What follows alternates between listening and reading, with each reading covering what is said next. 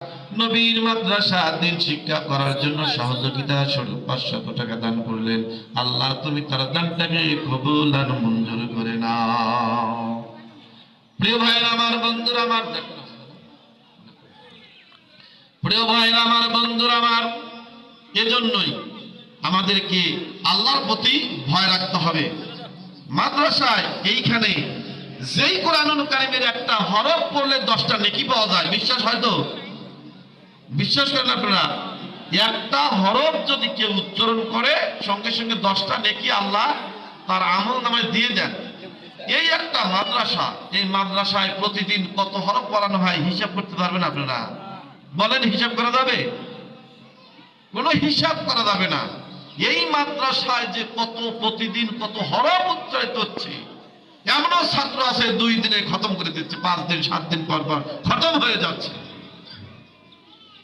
তাহলে সেখানে হরফ কত, আয়াত কত, এই তেলাওয়াতের ব্যবস্থা যারা করবে বলেন তো তাদের আল্লাহ একটা অংশ তাদের আমল নামায় দিবে কি দিবে না?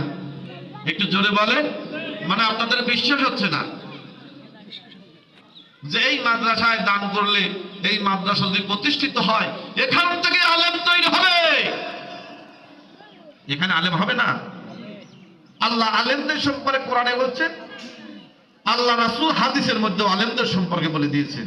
সেই আলেম আমরা তৈরি করতে চাই, যে আলেমের দ্বারা বাবা মা কষ্ট পাবে না। সমাজে এখনো অনেক লোক আছে যারা বাবা মার সঙ্গে এখনো তর্ক করে, এখনো মায়ের চোখের উপরে চোখ রেখে কথা বলে, বাবার চোখের উপরে চোখ রেখে কথা বলে। আল্লাহর নবীজি বলেছেন, আল্লাহ বলেছেন, তোমার বাবার সঙ্গে যখন কথা বলবে মাথা নত করে কথা বলো।